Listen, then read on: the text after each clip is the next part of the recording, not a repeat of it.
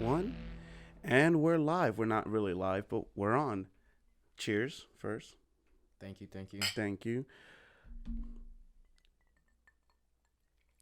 It's an honor to be back. Thank you so much for having me. Thank you for coming on. Like, honestly, it was I let you know in a week. I was like, hey, man, I need to get back into it. I kind of killed my momentum. I need somebody back. And you were like, let's do it in a week. So, last call. Welcome back, Roberto. I don't care. Like, I'm still going to call you your stage name because that's how it is. But, like, last call, what's happening? You know, just living life, having fun, trying to at least, enjoying the highs, keeping my head up during the lows, working hard daily to pursue a dream. And instead of just chasing dreams, we walk towards it every day. And build it. Exactly. Yeah. Just working on my relationships, working on myself, loving my dog, loving my family, trying to just be a better person, accepting the flaws, you know. Yeah. Life is just a cycle, man. No, I feel that. So I'm just going to come out of the gate swinging right here. How are we looking at your originals? Oh, man, dude. I'm sitting on some music right now. I'm sitting okay, on at least, let's say, 5 to 6, like, if I wanted to right now, distribute that music ready right now. Okay. At least you're there and you're choosing, like, okay, hold on, but you're sitting on it, so that's good. I just don't know how to deliver it yet. Like, I'm like, I'm way too hands-on with my art, and I'm not just gonna release willy-nilly. Like, there's a method to what I'm trying to do. Yeah. And I'm not gonna get too much into it because that's revealing my sauce. But like, you'll see. You'll start picking up on the themes, the sounds, the themes of what I'm doing, and if you like metal, you like that dark shit, you'll fuck with it, honestly, because that's the vibe. All right. Very spiritual, but very just, you know. I got it. All right. Well, I'm one of your biggest fans. You know, not just because of families, just because you have something, and like I said, like I really do feel like I found one of my purpose on this earth is to hype people up, but not like falsely hype them. It's like hype them when they have something, especially when they're. You're gonna be your biggest critic. The person that's gonna hurt you the most is yourself, especially in the creative field. And you know, like I really do feel like it's my job that you're knocking yourself. Okay, I need to step in and be like, no, you got this. Like, shut the demons down. You got this. Here are the evidence on the good. Why you're ignoring the good. Let's start focusing on that. Let's shine the light on the good. Shut the light off on the bad. And yeah, and I'm just an impatient person because like I've seen you perform, and I'm like, okay. Hey man, you can't cook a good sauce in 30 minutes. You gotta take time. It takes time to make some. And good it sucks food. Because you're actually a chef, so like it takes you time actually to make some know good what you're food, talking man. about. But nah, you're absolutely right, man. And sometimes the insecurity's there and the doubt's there because hey, we're artists. We're doing things that not a lot of people have the courage to. And I'm not saying that like they can't do it. But it's scary, bro. Yeah, it's scary to put yourself out there and put your art out there. Because you're going to get a bunch of critics that think they know what they're talking about. And me personally, fuck them, straight up. Because I have a very, how do I put this? Like, I'm not saying I don't, it's not a pretentious look towards it, but I'm very confident in what I do. And I just know I'm delivering something very unique to the scene right now. Or at least I'm trying to. Like, obviously it takes time to build sound and it takes time to work on the structure of your music, and it's just years in the process, but what we got going on right now is it's like the gas prices. It keeps going up. It keeps going up in value, sir. Except I want one of those to go down. No, we need the gas to go down. We need the music to keep going. We need the music to go up, your popularity to go up, and then the gas prices down. I need the gas prices back at 2. I like, please. I know. I just filled up, but normally it takes me 25. It took me 40 last night, and I was just like, dude, like, no, please. Jeez. So it's been a while since I had you on the show. And I don't doubt that you've learned new things. You've grown as a musician now. So what is something that you recently learned that can benefit somebody right now listening that they're a rookie or probably in your stage intermediate at this point. Put yourself out there. Stop being scared. Go to shows, go meet promoters, have mixes ready, and just keep showing up. They're gonna say they can only say no to you so many times. Yeah. You keep poking something, they're gonna respond same, at some point. So you go to the same promoter. You don't just shoot your shot. I go to different shows. I go I'm just really active in the scene. I was before that. I still was. I was a grave kid for a while. So it's like it just so happened that I became an artist, and I don't want to say I'm good at talking to people. I'm just good at annoying people because I just don't shut up. So like, but sometimes we have good talks and like people kind of dig it. So.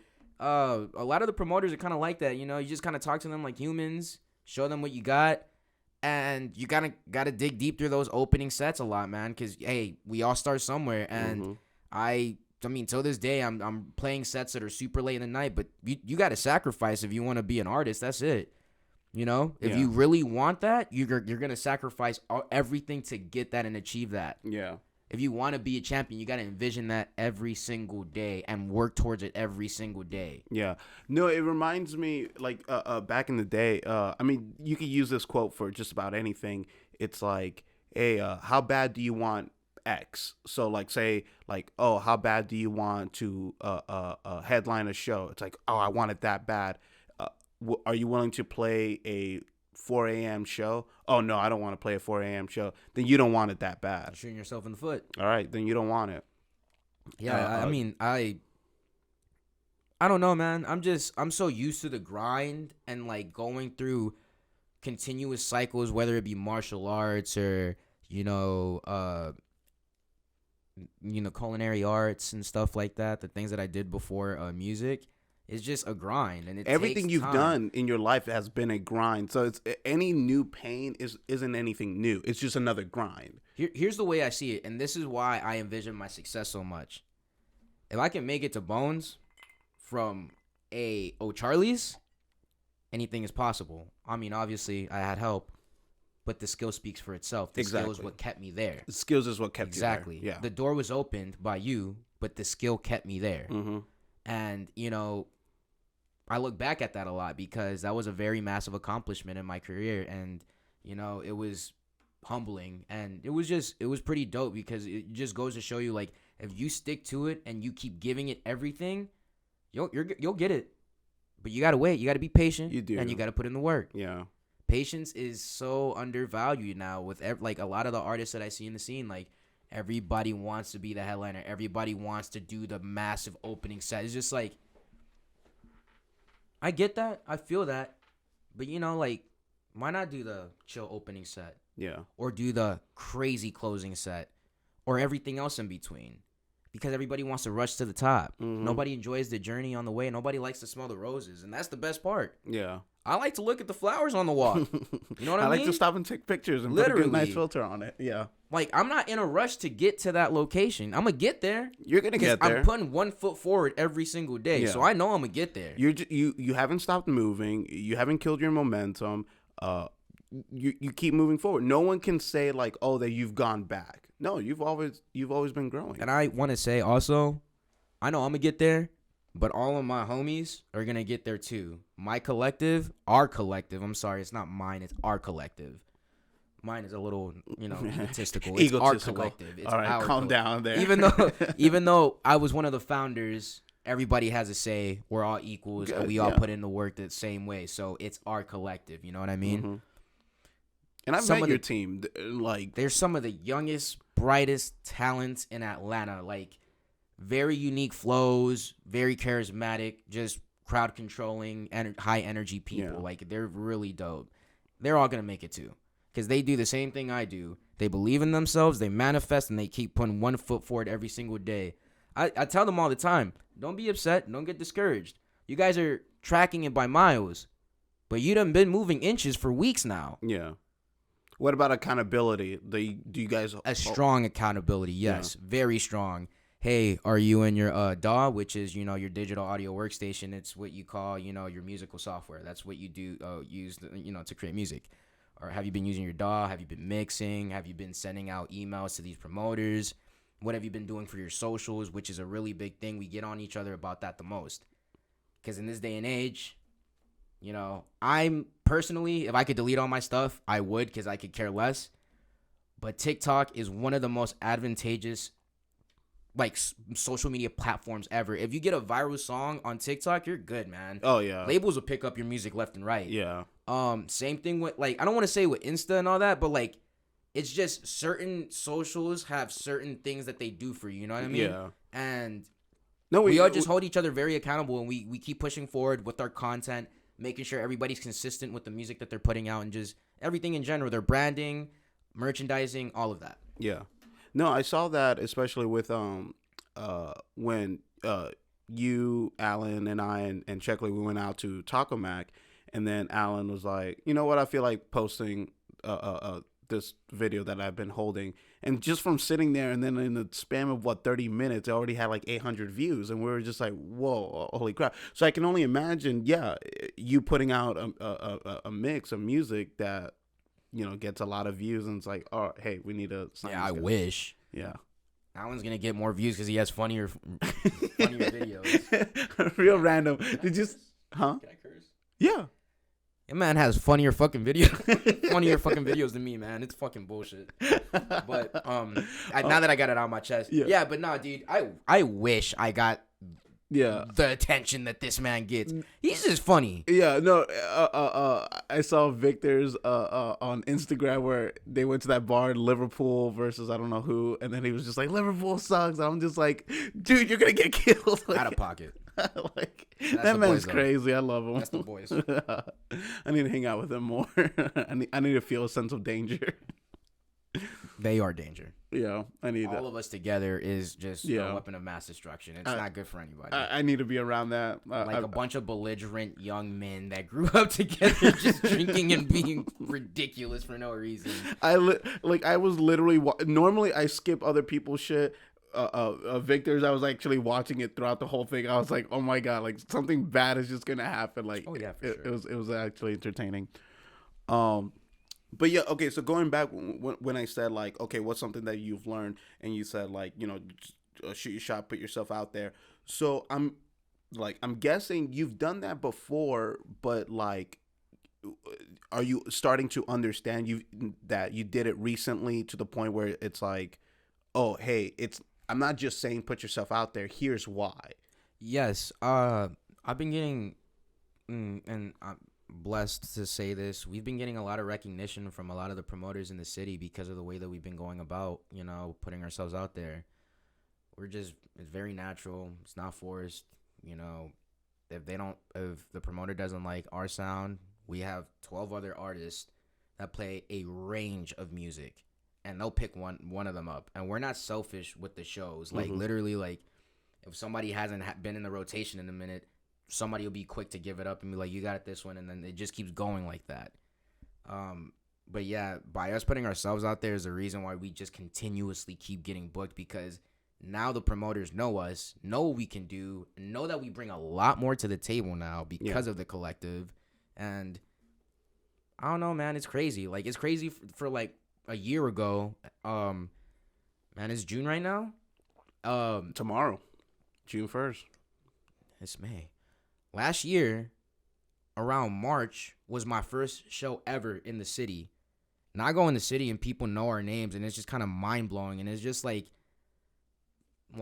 I still don't know how to react to it. I'm not used to it, but like people come up to us, they're like, "Hey, you know what's going on? Like, we really like your music." We're like, "Dude, that's so sick!" Like, I don't know what else to do.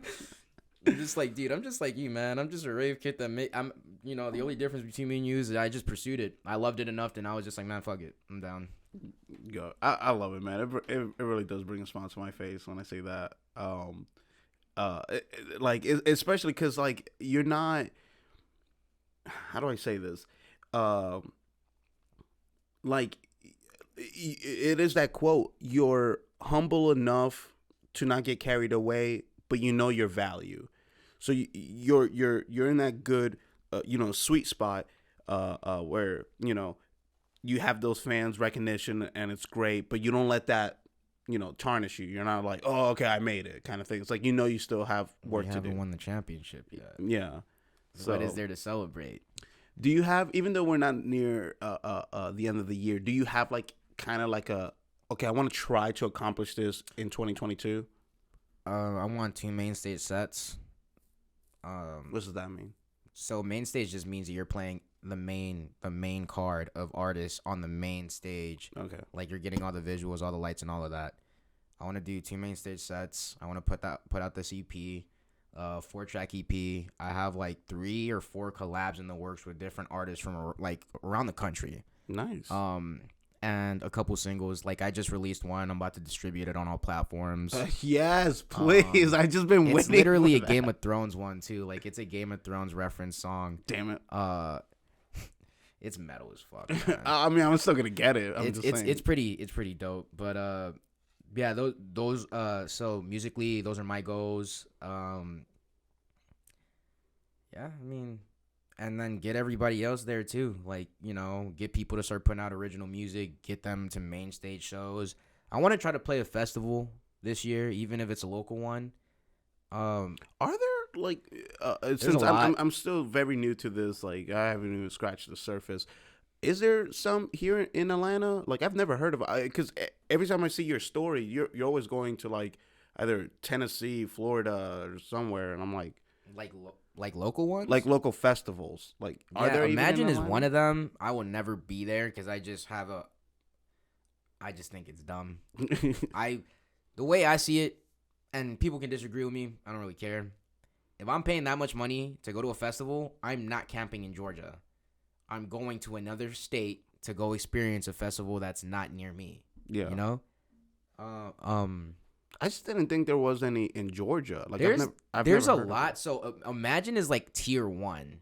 Imagine, but there's a lot of tier 3s around us. There's a bunch of tier 3s. Yeah. You just got to find them, you know? And those are less promoted, obviously, because they're not tier 1 promotion. Mm-hmm. But like those, they do get, you know, a bunch of crowds that come out, a bunch of good artists to come play and all that. I just, because a lot of my friends are in your scene and stuff, and I just, like, I haven't seen them post anything where they'll be at a festival here in Georgia. So I was just led to believe festivals aren't here in Georgia, or if they were, it was like super small and not known, and the other ones are in Orlando or in Tennessee and stuff like that. Georgia festivals are cursed. Why? They get canceled a lot. Oh no, really? Stuff. I swear. You can go look back at the history. They get canceled a lot because it always rains out on the day of the festival. That's what happened last year. It was raining so hard they had to cancel the whole thing.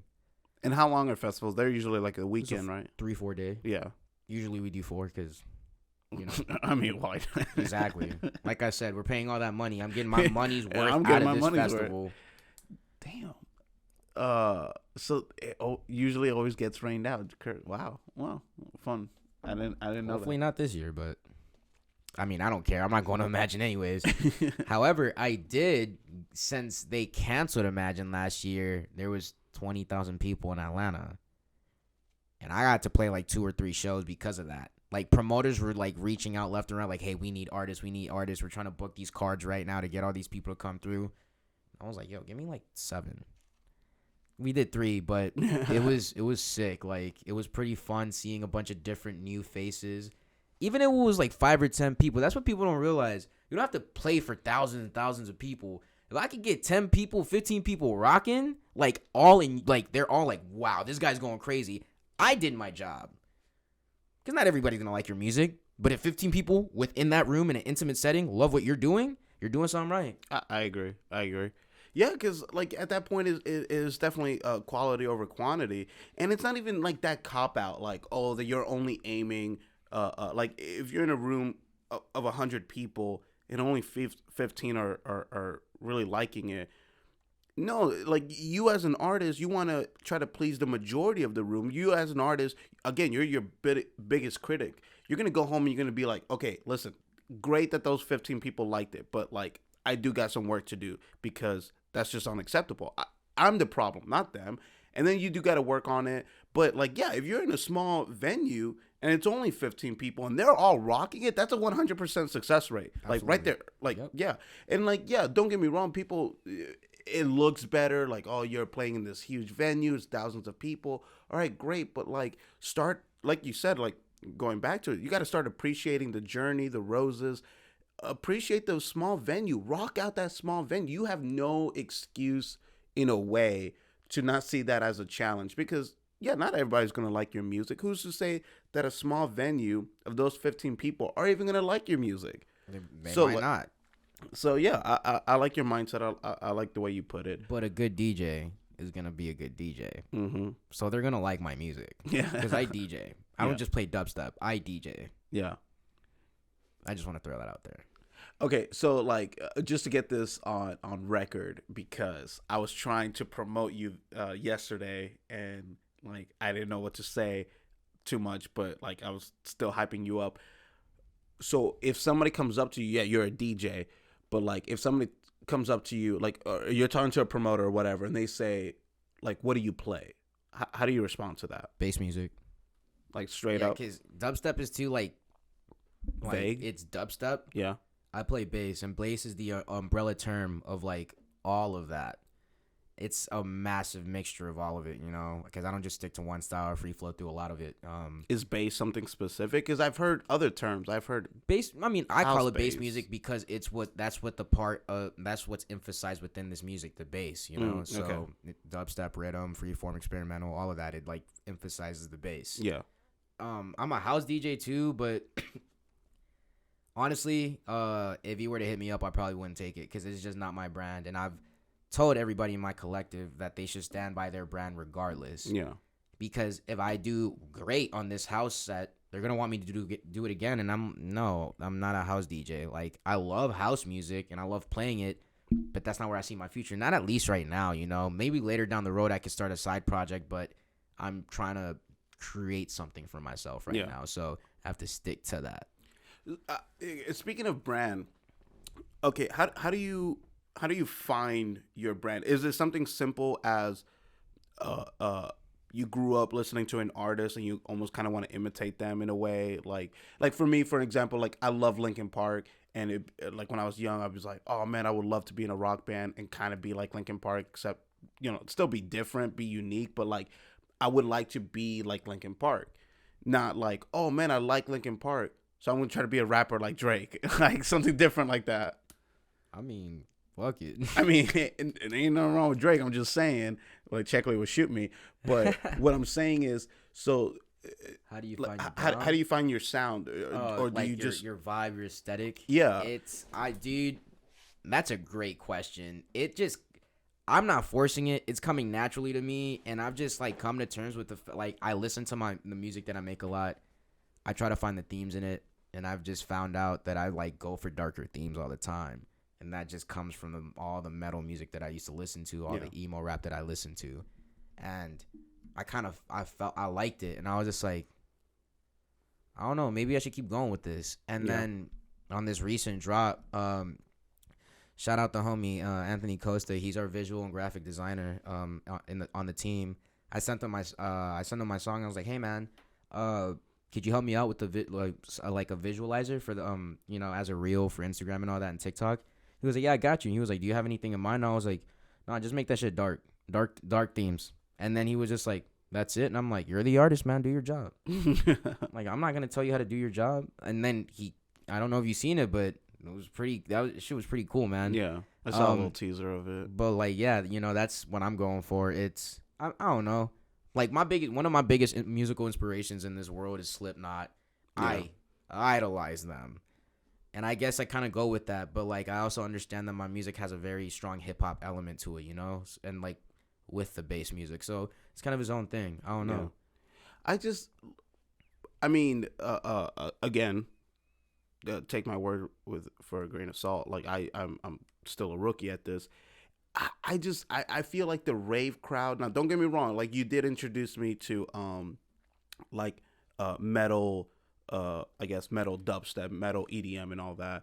Death step is dubstep. Death step. Death step. Okay. You did introduce me to that, and I was like, oh, I didn't know. I thought it was just mainly, you know, like techno, hip hop, kind of genre. I don't think there's anything wrong with that. I think that's like, you know, like the mainstream for sure. Like, would you agree with that? It's funny because techno, for a while there, stopped being mainstream, but like Yeah. it's one of the fastest growing genres in the country again. Like it's rapid right Yeah. now. No, The this techno EDM show is not for world. me. But I dig it. Like it's maybe it was a style of techno that was being played that night. Mm-hmm. But like no, the promotions in the city are going crazy with it though. It's not my cup of tea, but like those parties are pretty fire though. Like Yeah. the vibe and everything that they're doing with them, it's pretty dope. I just like what I was leaning towards is that like I'm definitely if I'm gonna go to that kind of crowd, I'm expecting to be hyped. Like I kind of want to jump up. I kind of want to be in like lack of better term, like happy kind of thing.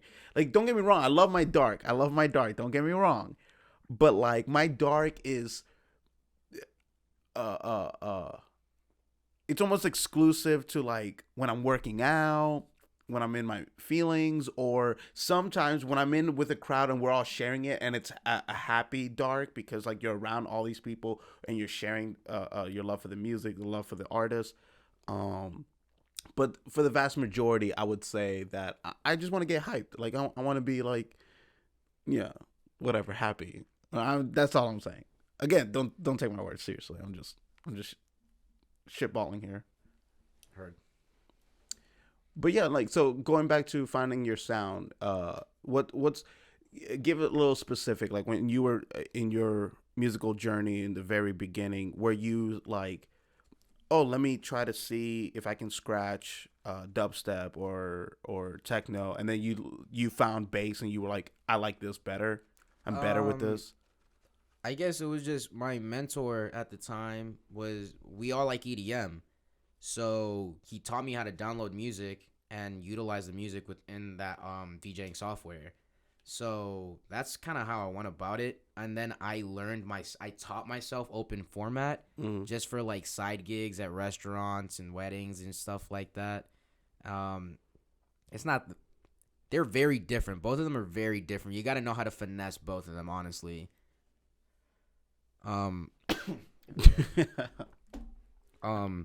But as far as the sound goes, I mean, dude, I used to be a house DJ. Last year when I started, I was spinning house music. Yeah. And then when me and Sebastian started working on music together again, I kind of just realized I'm like, I don't know. I don't think this house shit's for me right now. Like, I know for a fact that I've loved bass music since the beginning of time, since like, you know, when Skrillex introduced the world to bro step and stuff, you know. So I was just like, you know what? Why not pursue that? Yeah. I worked at it, just kept going and just spinned throughout the nights, like from 2017 to now, and yeah, just developed. It didn't happen overnight. It's like hours upon hours of practice on a DJ board at home in front of nobody. Yeah. You know. Damn. Yeah. So as far as the sound goes for DJing, I guess it was just like it happened organically. Yeah. The sound for producing is still happening because I'm just still learning how to produce still. I have the mechanics down. I think, you know, we'll see when everybody listens to the track.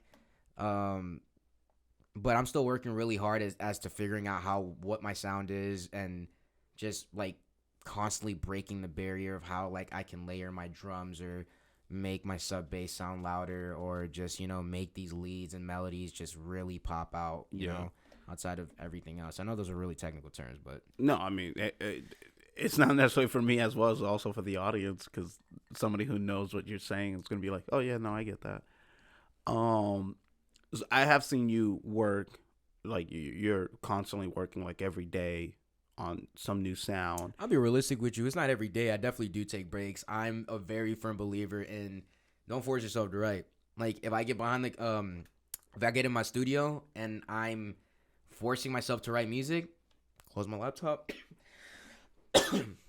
go upstairs, call my friends, go outside with my dog, do any other thing. Because you got to let it flow, man. That's where writer's block comes from. Yeah. You know, people try to write when they like don't have any inspo or like a direction or stuff like that, and then you get frustrated with what you make because like it just doesn't sound good. Yeah. So those moments I just take a step back, you know. But working 5 days out of the week instead of like 7 off, 14 off is way better. It's way more consistent. yeah, just because you take 2 or 3 days off doesn't mean anything. You're still doing it constantly and consistently. Like, but like I have seen you consistently work on like sound and all that. So is that currently what you're working on? Is just future projects, or are you on a lot of things, man? Yeah, I'm just always busy now. It sucks. It sucks, but it's like a good It's kind of like my boss said from my my job, pressure is a privilege. Yeah. A lot of people are comfortable with their lives and have zero pressure. The ones that do, they're chasing something and they're scared that they might not get it and they might not succeed. And that's where the pressure comes in. That shit's a privilege. Not a lot of people get that. No, I feel that 100%. I feel that with school. Because, like, sometimes, like, we sit there and I'm, like, stressed out because I'm trying to hit these deadlines or I'm trying to finish this track to send out to people or do this and that. But then I realize I'm like, hell yeah. Like, I'm working on something. I'm not bullshitting like I was 5 years ago. Yeah. I like that. And I like that because you're saying, like, because you can admit your flaws, you can admit your faults in the past. Like, oh, you know what? I was a party demon when I was, like, at 21, dude. I didn't even care. I had such a good time. If I could go back and do it again, I probably would. I would, too. Yeah. I probably would. I don't care. I would, too. I'd like, whatever. I mean, don't get me twisted. Like, I still do it now, but, like, it's just a lot more responsible. No, There's yeah, a lot of for structure sure. to a lot of the things you do now, so. I was hanging out with a couple of buddies of mine couple of weeks ago, and they're all younger than me. That sounds bad to say, but it's the truth. And I was going wild, and then they're like, I feel like you're just trying to make up for lost time. And I was like, you know what? A part of me, absolutely, a little bit. Fucking right, I am. The past, the present. I mean, how do I say this? I've been telling this to a lot of people lately. The future doesn't exist and the past is gone. The only thing you could do is live right here in this moment right now. Hell yeah. No, because, I mean, don't get me wrong. I love my past, and I definitely have fun. Would I do some stuff different? Of course, everybody would say that. I wouldn't change a single fucking thing. I would change some things, but like I don't. But they're not regrets. The little minor details. Yeah, minor things. You into who you are today, for sure. And I'm still gonna say, like, there are some things I would change, but like they're not regrets though. I don't care. Like if somebody came with the opportunity, it's like, hey, I'll give you the chance to fix that, but like you have to live with that decision and whatever impact. I'm gonna say no, because you're right. I like where I ended up, so it's whatever. But that being said, no, yeah, this is like it was funny when my friend was like, oh, I feel like you're trying to make up for lost time. I'm like, yeah, part of it, kind of, yeah, because you got to live in the moment and you got to enjoy the moment. It's whatever. I don't want to think about the future, but it's funny because I'm a busy person too. And now I constantly, in a way, have to think about the future, where something as simple as hanging out with people now I have to like almost schedule a hangout. It is what it is. I don't regret it, but it's just it's reality. It's reality. It's growing up, man. We're adults now. Everybody has shit to do all the time. I don't even have kids yet. I'm not married or anything. I still have to I'm schedule. Gonna get dogs until the day I die. Yeah. My dream is to have 20 acres of land and 50 fucking hound dogs surrounding me. That would be dope. That's my dream. Yeah. I don't want the fame. I don't want all of this money. I want to go retire in Wyoming. Well, you need the money so you can get the land and all that. Well, yeah, obviously. And all the dogs, and so they can live comfortably. But like, I just want to go into a remote ass location and forget about everything and just exist. I feel that. I want a family. I don't care. Peaceful life. Everybody has their own thing. I want a family. I want to pass down what I know and watch little me's grow and hopefully do a good job. Yeah, we're firm believers of FTK around here. Oh, man. So, like, what? All right. Going back to pressuring you, when can people... I mean, we're not done, even though it sounds like we're done. We're not done. Like, when can people expect at least your single drop, your original, your like the one that I have out right now? Like, wait, okay, so it's I already have a single out right now, streaming on SoundCloud, for the major platforms. Yeah. That just depends when the distributor decides to tell me that they're ready to, because it takes time. Like, really, they have to get it ready and then send it out to the platforms, and then you got to create. Because I don't have a profile on any of those platforms yet. I have to create a profile with them, get that situated, and then actually start actually release music on them. Damn. Yeah, dude, it's getting to the point that I need a manager. Dude, it's, man, if I had more free time, I actually would want to. Like, that sounds fun. But no, man, okay, I already know, like, just from the surface level, not even from the surface level, but still, that what you do is way harder than doing a podcast. Doing a podcast is man, dude, don't fucking do that. No, wait, shut up. No, shut up. Like, here's why. I can say this for a fact. All I did was set the cameras, hit record, set up the mics, hit record. Now we're talking. That's it. Like, and that's only video podcasts. Like, I could literally strip the cameras and it's just the mics and we're talking. Like, doing a listen, there's a reason why, like, don't get me wrong, I love what I do, but a podcast is so much easier than making music. And here's why too. Here's why. A podcast, whether it's a short interview or a long interview, and people can take breaks and all that stuff.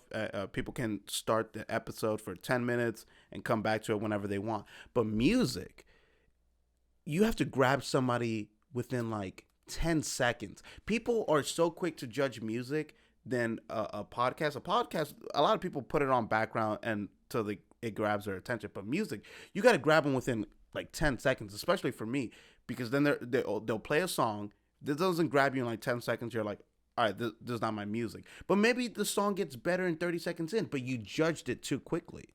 Look, anybody that judges a song within the first 10 seconds just needs to reevaluate everything, because the first 10 seconds of any song is just the intro aspect of a song. Yeah. It starts getting into the song after the 10-second mark. Yeah. But that's a problem with this younger generation. I mean, they all have short attention spans. Yeah. I refuse to make my music appeal to the youngsters, because that's not how I want to present my art. Yeah, if they don't like it, then they can listen to it in 5 years and realize, like, wow, this shit was crazy. Yeah. But I'm not going to switch it up right now. I refuse to do that. I stand by the art, and I stand by what we're doing and, like, how we do it, you know? Yeah. So, because that is a big thing now. They try to cut your track time down a lot and try to get it TikTok ready and all that. And I'm just like, nah, I'm not doing all that shit. I refuse to do that shit. I'm not going to. I already am, like, super anti-establishment, so what makes you fucking think that I'm going to do that shit? You think I'm going to listen to your authority? Now I'm going to go out of my way to do this shit. Yeah. Man. Like, not do it. Yeah. You know? I like that. I don't know. Fuck everything. But, like, what I was going to say is, though, going back to where I was saying, like, the podcast is easier, besides the technical thing that I just said, have some water, man. I'm good. I'm grown. Cheers to that. No, but what I was going to say is, like, distributing. As soon as I'm done editing this episode, all I have to do is, like, once it's complete, all I have to do is right-click, copy link, go to this website I use, Red Circle, that does my distributing, and literally paste on one URL, and it sends it to everything, to Apple Podcasts, Spotify. YouTube is the only one where I have to do it manually, but that takes me literally 10 seconds, and then that's it. But, like, I literally right-click, copy link, put it on one thing, write a description about, like, what the interview is about a little bit, and put the title. That's it. And it gets distributed within 24 hours. That's it. It does, like, a scan to make sure that there isn't any copyright stuff, which obviously everything I do is original. And then that's it. And then, like, my shit's distributed within 24 hours. I guess with you, I know you have more experience with the music. I guess it takes a little bit longer, and I'm just like, oh, darn, man, like, But I invested in you. Yeah, it takes time. Because I want it. Like I said, like, I want it. I have Apple Music. That's all I use to listen to my music. And Spotify's trash on that. Spotify's only good for podcasts. And I just want to download it, have it on my arsenal, and then when I listen to it, it pops up on shuffle, and I'm like, this is the shit. My track, Valor Morgueles, will be live on all platforms within a month. I'll tell you that right now. What? It'll be live on all platforms within a month. Within a month. Yes. Like by the end of June. I have the final master ready right now. Yeah. Or I'm probably gonna go in on it and work a little bit more. Work on those levels because the master that I have right now is for live performance. Mm-hmm. They're two different things. You can push the levels on live performance one a little harder so that the sound system works right. Yeah. But for distribution, you got to make sure that it sounds good in here. Yeah. So I got to rework it a little bit. But once it sounds good enough for that, I'm gonna send it into. I use DistroKid. The homie, shout out Keith Guru. He's one of the guys in my collective. He put me on to this website called DistroKid, and that is the distribution website. That they run copyright things first, and then they just send it out. Yeah, but that takes time. Just depends on how fast they want to do it. Yeah, I don't know. I'm super new to distribution. Like I'm brand new to this. I went on YouTube, I went on Google, and I was like, all right, how do I get my podcast on all platforms? And they gave me 3 different distributing programs or websites. 2 of them you had to pay for. One of them was free, but the trade-off is that if it starts to make money, they take a big 15%, while the other ones you pay just to use the service, and whatever money you make. I'm not making any money. Hold on, listen, let me throw this out there too for all my young aspiring artists. You got to pay to play. Yeah. Like this shit ain't free. It takes money and it takes investment. Yeah. You have to invest in the best shit. I cannot I slightly disagree with that. Let's say an example. Mm-hmm. This is one of your first tracks. Yeah. But it's nice, it's nasty, and you send it out through the main distribution. Those royalties most of that shit ain't coming back to you because they did it for you at a cheaper price, but they're keeping all that revenue. Mm-hmm. And this is where the confidence comes in, though. But if you feel like, yo, man, screw it. I'm going to use this level of distribution because I believe in my track that much. And it pops off, all that bread's coming back to you. Most of it, at least. Obviously, they always get their cut. But you want more of, let's see, realistically at this level, you want more of a 40-60 with them. Not like a 25-75. Yeah. Or like an 20-80, you know? You want at least like 40% of your money coming back to you from that track that you produced, that you probably mastered by yourself. I don't know. I'm a risky ass motherfucker. I'll roll those dice every fucking day. Listen, hey, more power to you. I just there's nothing wrong with same like what you just said, like having confidence in yourself, knowing what you have, and then betting on you. There's nothing wrong with that. I just think you don't have to punish yourself by doing a 40-60. Like you take 40, they take 60. No, I think it should be flipped around. I think you should take 60 and they take 40. Man, in a perfect world, bro. I wish. Yeah. They got the power though. Even though you write the music, they are the reason how that's gonna be sorry, let me get my words together. They're the reason why your music reaches these people. Yeah. So obviously, they're going to take a bigger cut, but once you start getting to that next level, you can sit down with your distributor and start renegotiating. Yeah. You know what I mean? And that's where the contracts start coming out. That's where record labels come in. And EDM record labels are completely different from hip hop and regular music. I don't know how to begin to explain it, but as of right now, my collective, if we wanted to, can start a record label, and it'd be called it's in the works, by the way. Channel 5 Records coming soon, by the way. Channel 5 Records coming soon. You know what Channel 5 stands for? No, I just think of a news thing. Channel 5. We're on a different frequency. Okay. See, man, you come up with the best name. Last Call. There's a reason for it. It's great. That just comes from my alcoholism when I was 23. But I like it though. Yeah, Last Call for Bass, motherfucker. It's still Last Call for Bass. It's still a great name. I'm just fuck. I don't know, bro. I like giving nicknames and shit, man. I don't know. I've always had fun with it. Yeah. But nah, I mean, like I said, branding, sir. Yeah. Channel 5. We want a different frequency. Nobody's fucking with us. I mean, bless up to everybody else in the scene, but we're doing our thing too. changing the topic to something unrelated. Have you seen Kenobi? Let's talk about something else. I'm not saying it's bad. I haven't seen it. Let's talk about something else. Okay. Well, let me. I'm not gonna spoil it, and I'm not gonna specifically talk about. I just feel like I have to say this. I want to get it on record just in case somebody sees it and tries to. I start shit. Okay. Like, yeah, it's cool to hate on Disney and all that stuff, but here's one of the reasons why I hate Disney. I feel like I hate Disney for like a legit reason. Is because, dude, they are milking Star Wars. That's all they're doing. They're milking Star Wars and Marvel. I'm sorry, like, there's too many Star Wars stuff out now. I don't care. Unpopular opinion. I don't care. I just feel like it needs to be said. There are too many Star Wars stuff out. That's a sin. Dude, I don't Watch care. your mouth. I just like, I honestly You can give me all the content from Star Wars, and I'll eat that shit up until I die. Dude, see, they love you. Hey, I love them. Dude, there's too many. Mandalorian's heat. Boba Fett is heat. What else do they have? I think that's it right now.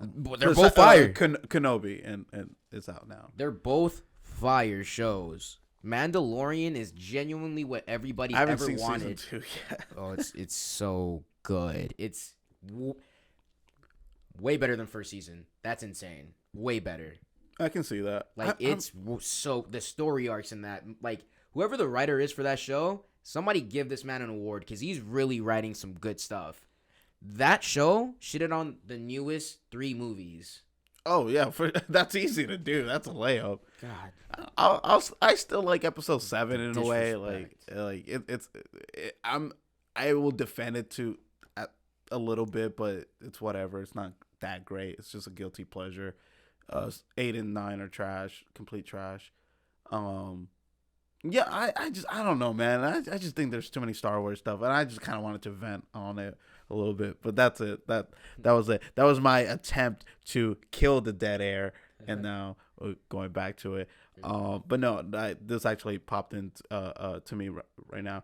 So what's something you talk about your collective a lot? Yes, Channel 5.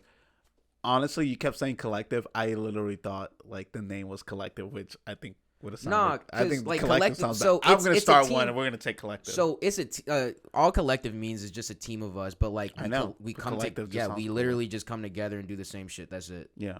But what about Channel 5? I could talk about them all day. Channel 5. I'll respect the name Channel 5. So we'll start with something basic. How often do you guys try to meet up? We meet up once a month on the first of every Wednesday. My meeting with them actually is tomorrow. Oh wow! Yeah. Okay, nice. We have a meeting tomorrow to discuss our new game plans for our game plans for the next 3 months. Goals for the next 3 months. Who has what shows? What's going on with everybody's music production? What's going on with people's mixes? Just seeing where everybody's at. You know, what's the vibe? What's going on here? You know, just touching base and everything. Yeah. We are also talking about like some serious shit, like some profit sharing within the group, like some other things. Because I don't want to get into it because that's our business. Like business is business, but we help each other a lot. You know what I mean? Yeah. So, okay. Yeah. I don't know what else you want to ask. I mean, there's a lot of good stuff about them, man. They're all uniquely like most of us are experimental freeform based DJs. Mm-hmm. With the exception of Joey. He is a house DJ and like big room electro progressive house. So like those really main stage old school vibes, but like main stage vibes. Man's heat. He's fire. He's really good at what he does. So besides Joey, you said that most of you are freeform and experimental bass. If you're to have a team, like now, I don't know what teams are because I'll be honest, I literally thought, you know, if you're trying to be a DJ, it's complete independent. Besides your team of like your manager, your producer, your this and that. Ask your question. Name a rapper right now, just a random rapper. Drake. Wu-Tang Clan. How many people are in Wu-Tang Clan? Well, Phase 2. No. RZA, GZA, Old Dirty Bastard, Method Man, Redman, Ghostface Killah. Oh, never mind. Yeah, a lot of them. Don't ever do that again. A lot of them. And do you know? So when I want to approach our business, when we go have our meetings, I try to I write down points of emphasis that we need to talk about, and then I kind of just like look at leadership things and look at the musical history and just kind of see trends and patterns. And I've noticed one thing in musical history that is reoccurring.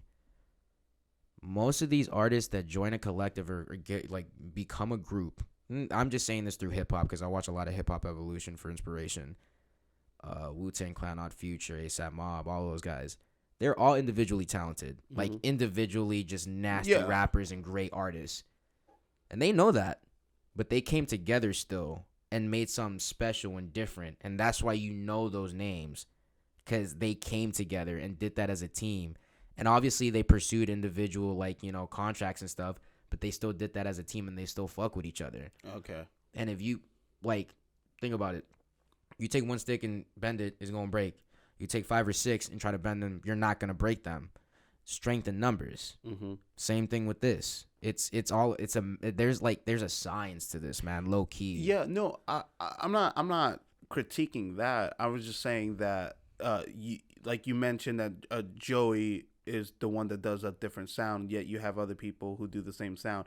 Like, wouldn't you want to recruit people who do different sounds? Like, oh, we already have somebody who does bass. It's kind of hard because we don't just accept. This isn't an open invite. Not saying that if you play bass and the next person you recruit plays bass is going to be the same thing. No, because no, I mean you're saying variety within the genres. Yeah. Yeah. No, we're not opposed to it. Yeah. It's just most of you just like bass. Yeah. Nah, not really. It's just the people that we vibe with. We all play the same music. But Okay. I met Joey. Literally, this is the funniest shit ever.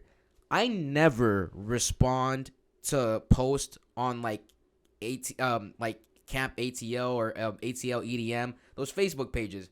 I never respond because I'm just I don't give a fuck about these people. But one day, I don't know. Dude, it's so fucking weird how life works. I don't know what provoked me to respond to this, man. But Joey was just are there any artists in the city that, would like to work together? And I'm just yo, what's up, bro? Literally just like that. 3 days later, we're at my homeboy Anthony's house, all mixing and getting together to go play our first show at Iris.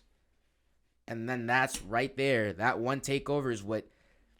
So we were already building our collective, but that takeover just put, it cemented the bricks together. It's what really got us going and started building our foundation as a team. Nice. And then slowly we started stacking more and more people, bringing in more talent, and just dispersing the love, man, and just giving everybody shows and just making sure everybody's getting the work in, Yeah, it's pretty, I don't know. It's cool. It's humbling, It's just now I really got to work because I have people that I work with all the time. So, and we all look up to each other, So if one of us fucks up, we're going to go over there to them, hug them, comfort them, and tell them, come on, wipe your tears. Let's keep it going. You're not going to quit. There is no quitting anymore. Quitting doesn't exist. Quitting isn't. We don't even know what that means. No, what is that? Exactly. Define it. I can't define it. I don't know. I'm allergic to it. I don't know what it is, but I know I'm allergic to it. You're going to have to make me die because I would never stop. Oh, man. No. That's the mentality, though. That's the mentality you got to have. And people like to scoff on that. It's oh, you're trying to talk tough. It's okay, here's the thing. I'm not trying to... I'm sorry that you're projecting your jealousy because I'm confident in what I'm doing. It's listen... I'm not trying to act tough for you, right? No, I'm saying it's over there if you want it, because that's ran out. Oh, okay. I mean, is it cool? I mean, go ahead. That's why it's there, dude. Your family. Could you get it? I don't want to go across the camera. Okay. You're closer. You can have any that's on the table. We'll be right back. Sorry about that, guys. We are back. You good? Chilling, vibing. What were we talking about again? Bullshit. No, I'm playing. I couldn't even tell you. Man, sorry we had technical difficulties. That was on my end, but everything is back. God, I hate technical difficulties. But we are good. We're talking about the collective. We're talking about the collective. The collective, that's right. Thank you. That was gonna kill me actually. Yeah, because I was like mentioning like, okay, if you have some people with basically the same genre, but it's not the same genre because like just because two people who play bass who prefer bass, they're not gonna produce the same sound. It's just they just like bass. They're Everybody, gonna yeah, produce they're all that. uniquely their own. Yeah, they're still gonna be unique. But speaking of the collective, Channel 5, different frequency. I like that. So you guys Player. meet the first Wednesday of every month, so once a month. But you guys obviously We do get-togethers too, like yeah, we'll get together before we all have takeovers, before we play shows. We go out oftenly, like yeah, I'm very big on like us hanging out. yeah. Because chemistry comes from bonding and Oh learning yeah, each and, other, and and there's like, only being so much you friends. can even get from that with virtual. Like No, literally. I'm you like, do gotta I be literally tell them all the time, like, man, fuck the music shit. I'm trying to chill. Like, let's Yeah. go watch a movie. Let's go bullshit. Like, yeah, because that's how you develop really strong relationships with people. yeah, Like, I love the music. Don't get it wrong, but it doesn't have to be the only thing we do. Like, we're gonna be working for a long time. I might as well get to know who you are. there you go. No, well said. No, it seems like you have a good team. But Wonderful. like They're great people. but like what I was trying to lean towards is that okay, so you guys meet once a month to like really talk business. It's not necessarily about like music in a sense. It's like how can you guys move forward as a unit. Exactly. That's great. And I don't doubt that you guys have a group chat and stuff like you said, like you guys are holding each other accountable and all that stuff, and hang out, shoot the shit, whatever. But like as a unit, you know, you being a co-founder, like who does what and how do you guys operate? If it's secretive, then you know we'll stop it there. But like, nah, man, I don't care. We could talk about that. but like how do you guys move? Because like again, somebody who's not in the business, like the way I'd see it, it's like, oh hey, and this is why I'm not in charge, and people can laugh at me. This is why I'm saying this is okay. I need all the musicians to come up with at least 3 originals and like 3 different mixes. That way we have something under our belt, and then we need to get somebody who's in charge of promotion. And I'll be that like. So check it. We literally our last meeting we discussed departments of within our collective that we needed to focus on: artist relations, social media management, graphic design, logistics, and finance. The homie Anthony Frozo, one of the 3 founders, is the head guy of artist relations because he just knows a lot of people. He knows how to talk to a lot of people. I kind of just follow by him like a little duckling and just pay attention to everything he does because like this man has really like he's really good with his words and knows how to speak business, but like without like being an asshole. You know what I mean? Like he's just really good at being friendly, but getting to that point. It's like we can be friendly, but hey, let's talk like serious. we're gonna get to it. Yeah, let's talk business. We got and musical production. I'm sorry, that's another one. Musical productions headed by Sebastian and our friend Kenna Keep Guru. They're the most experienced producers in the whole group. So they're since Kenna produces on FL Studios and Sebastian produces on Ableton. I produce on Ableton. So like it's kind of split up in the collective right now between the people that use FL and Ableton. And I'm just gonna say this on the record. It doesn't fucking matter what DAW you use. It's just a preference thing. Before people start like bashing. You know what? Bash me. I don't give a fuck. I like Ableton. Yeah. But some people like FL. You know what I mean? Some people like Dr. Pepper and some people like Coca-Cola. It's just a preference thing. Yeah. That's all there is We're to still it. Literally soda. Literally. We're still making music. We're still cooking up some fire-ass beats at the end of the day, and that's all that matters. The only difference with softwares and stuff that I found, especially with editing, is like I'm not tech savvy. So I literally told Steven, I was like, hey, man, what's something that's like kind of user-friendly, something that I can, sink my teeth into, and he was telling me, he was like, Premiere Pro, here's why it is user friendly, there's many tutorials, and also I can help you. And then right there he sold me. As long as I have somebody who can help me, that was it. So that's then all I you got need. it. That's all you need. You just need a mentor. Look, another tip for my upcoming producers and artists: all you need a mentor is for them to teach you how to use your DAW and help you go about the mechanics of using that software. learning how to write music comes from within. Mm-hmm. Obviously, the tutorials and stuff like that, and like me helping my friends or like them helping me structure a song and learning the structure over and over again. Yeah. But once you get those fundamentals down, then that's when this shit just turns into a blank canvas and you just start fucking cooking and painting and doing all that crazy shit in there. That's where that starts coming in. Yeah. But like I said, you gotta crawl before you can walk and walk before you run. And same thing with sprinting. You know what I'm saying? Yeah. Because last year around March or April, I had Ableton Lite, and you can only run 6 to 8 tracks on that. And you know what I was doing? Fuck the limitations. I'm cooking a beat every day, or I'm learning a new melody or trying these different things. And then when Sebastian gifted me, you know, Ableton 11. Shout out to him, by the way, because I owe a lot to him for that, like for sure. That's when that shit really opened up, because like it was different, because I was using Ableton 10 Lite, and then I went to Ableton 11, which is the newest one, but I kind of had a feeling for it already. And then once I started getting it down and making songs, and like, you know, granted, like the songs were just practice songs, it was just you learning how to do shit.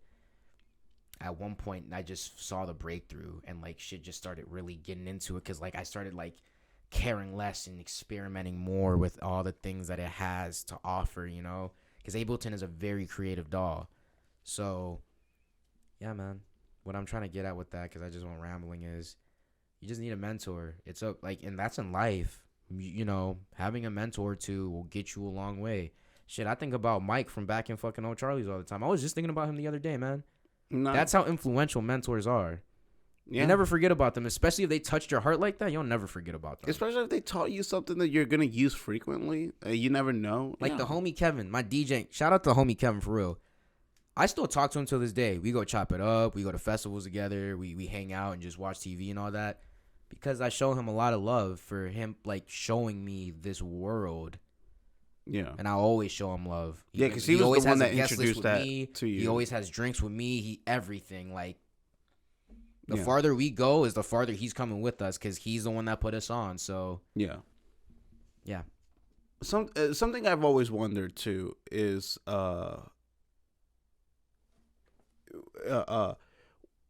whenever you're making a music or A track? I mean a mix. Wait, what'd you say? A track. A track. Sorry. Making the music. Mixing. Like mixing as in DJing or mixing as in producing? Because mixing is a producing thing too. Damn it! See, this is where So my ignorance so comes in. DJing. Okay. Yeah. Mixing. Okay. So cause like I'll go to your SoundCloud, like I said yesterday, I went to your SoundCloud when I was trying to promote you to this guy, and Man, what do you say about my mix? What critique did he fucking tell you? I'll tell you after the show. I'm not gonna tell you on the show. I'm saying on the show. I don't give a fuck. No, I'm gonna say it after the show, just for me, just because I want to be respectful. Like I don't want to put the guy on blast. I just meant but Oh wait, you didn't get that on the mic? My bad. but yeah, I'll tell you after the show. Whatever. But shit, you almost made me lose my train of thought. But so on your SoundCloud, like there'll be songs that are like tracks that are, you know, like 30 minutes. So those are mixes. Those are mixes. Those are mixes. I was right the first time. Yeah. So you think in reference, for the most part, I haven't seen it, and I haven't pushed the limits yet. Actually, I've seen it before, but like those are really OG producers. Anything that's past 6 minutes, that's when it starts getting into mix, like actual mixes, like you're mixing music. Mm-hmm. Unless you're fucking Pink Floyd, because they go on forever. But most tracks, at least my tracks, because I produce at 140 BPM. My tracks are no more than, like, the longest one that I've ever made was like I think 4 minutes and like 45 seconds or some shit like that. But most of my tracks are on like 3 minutes, 3.5, like 3 to 4 minutes. Okay. Yeah, because I've always wondered that, like, because I went to Florida recently and I posted a status saying, like, hey, I want to vibe with you. Send me a song that's upbeat. You send me something from Black Tiger, Sex Machine, the fucking Utopia goats. by That song is fire. I love that you for song that. is so good. Dude, I saw it live. Did you really? Yeah, their tour went through here like a couple months ago. Nice. Now I went with Victor and Kyle and them, and like it was their first time ever seeing them. Granted, I seen them like I'm obsessed with them. Yeah. Because I know the live shows that they put on. They don't stick to just dubstep. They're like playing a whole show. Yeah. And they're playing it live. They're not DJing it like. The best way to explain this is that there's three of them. One of them took a step back because he had like some family shit that he had to deal with. So, but he still produces and helps them create the shows. So the other two are the main ones that hold it down. One on the left is triggering all the visuals, which if you know anything about EDM, there's the DJ and then there's the VJ. It's two different jobs. Did not know that. So a visual jockey is the one that's doing the visuals behind the DJ. Like while they're spinning. Truth be told, I thought that was whatever club you were at that they were in charge. No, of. that's a VJing is an art. That shit's just as hard as DJing. Yeah, because you're vibing off what they're doing, and you're just. I can see myself doing something like that. It's so fun. Like I try to get into it, it's hard. Yeah, but it's fun, dude. Once I don't know, I just like that shit. Yeah. It's so cool. No, I have seen the visuals where you like I went to Iris with you and all that stuff, and I don't know what artist was playing, but yeah, the visuals were dope. Yeah, they're pretty cool. But so he does that by himself up there, one of them, and he's also doing percussion up there and like triggering the lights on their helmets. The one on the right is mixing all the songs together, and he's hitting like melodies on his piano and doing other things. So like it's a live performance, and I appreciate that because I'm trying to get to that point too where I do live performance sets.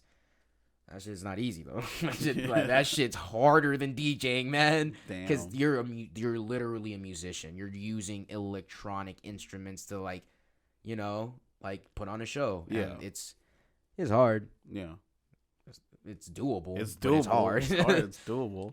It's not impossible. But yeah, literally. So nice. Yeah, man. But nah, Utopia's no, Utopia was great. I appreciate you sending me everybody who sent me that like music to vibe with you.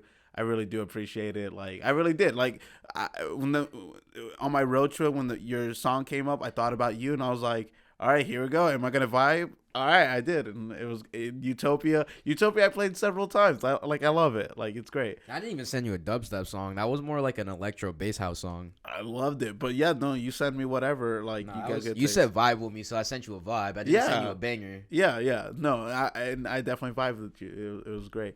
And on an unrelated note, like, oh man, it's so cool. Like, I never realized how big the EDM world is getting to, in a way, because, I realized it when, you tried my Oculus for the first time and you played one of my favorite games, Pistol Whip, and it's That's like a music. Yeah, and you were like, "Oh, I know these artists," and I'm like, "I'm sorry, what? Oh, I thought this was just original songs." And you're like, "Oh, no, yeah, you knew all of them." And I was like, "Oh, okay, this is cool." And then I had Gyu on, and I asked him, like, "Hey, give me some artists to follow," and he did. I can't tell you from the top of my head, but like their songs will come up. I downloaded them on my phone, and yeah, no, I just love music. But you mentioned that what they do is a live performance, like playing an instrument.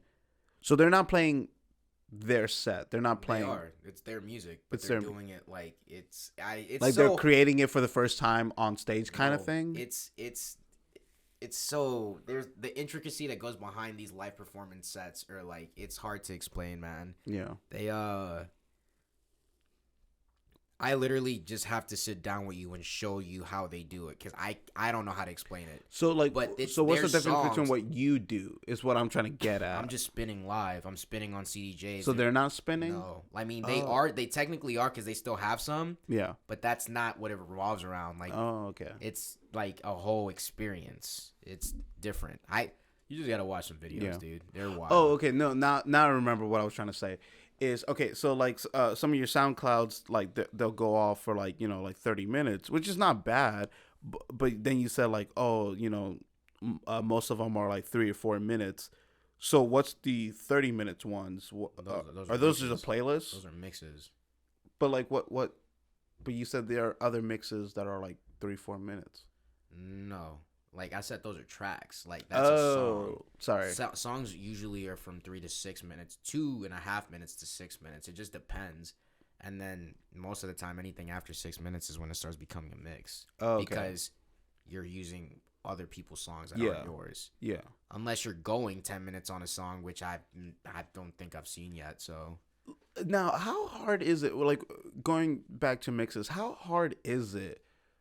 To transition from one song to another. It's not hard at all. No. If you understand song structure, you just gotta wait. Like, and it lines up for you perfectly because all music is produced in the same structure. Yeah, it's not produced the same way, but song structure is universal. Yeah. In dubstep, it's only it's a certain universal. In formula. hip hop, it's like there's a certain way that rhythm and melody is gonna go the whole song. Yeah. So, yeah. I don't know. Like, I mean, but that just shows the power that you musicians have. I always call them musicians or magicians, because like how you create something from nothing and the different combos that there are out there. It's like, dude, that's just, I'm sorry, that's just magic. Man, I'll tell you what, and I don't know if this is just my hippie thinking, but as of late, man, anytime that I spin and I get up there, I just enter a flow state, and I just know for a fact that that's not me DJing. Like, that is an entity, like, badass. Literally just going crazy, and I'm just sitting there, like, appalled by the shit that's going on. But that's also me not giving myself enough credit sometimes. But I for sure feel like there's, like, some fucking kind of angel that's with me and right next to me while I'm DJing, because there's just so much passion and fire that's coming out of that fucking board. Like, not even on some, arrogant shit. I just know, like, yeah, because it comes from the heart. Like, it comes from the heart, and it, like, I don't know, the delivery. It's, hey, come to a Last Call set. Come to one of my sets and you'll find out. Literally, yeah. I don't know how to just experience it. It's fun. We're almost gonna wrap here. Do you have any like shows coming up? I know you have a show this Saturday on the 4th at Syndicate Presents. I'm headlining the afters from 2:30 to 5 a.m. I know. And then after that, I think I have a free schedule for a minute. I have to check my calendar. I'll probably have to check my calendar after. But you have a show coming up this Saturday? Yes, but I do have a show coming up this Saturday. Stream Valar Morgulis on SoundCloud. Last Call. It'll be out in a month for distributed towards all platforms. Follow me on on Instagram at Last Call Bass. Follow the collective at Channel 5. Yeah, fuck with me. Hell yeah, both literally and figuratively. All right. Okay, so now the pressure's on. Now I gotta edit this so I can get it done, so people can watch it, listen to it before Saturday, so they know to come out and support you on Saturday.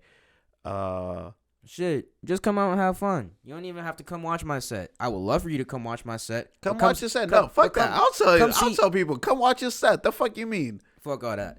Come support the homies. Come show love to the local artists, because they're all trying to make it too. It's not just me out here. Show them love. Show up early and fucking show out for them too. All right, he's gonna say that, but because I love him and I'm only loyal to him, come out and support him. All right, Roberto, Last Call. Thank you so much. We're not done. We're gonna go out to eat now. But hey man, thank you so much. It's a blessing to have you. Love what you're doing. Again, you're always going to be on the show, so like loving the progress. So cheers, man. Cheers. Thank you for having me. Hell I really yeah. appreciate it. All the time. All right, thank you guys so much. Peace.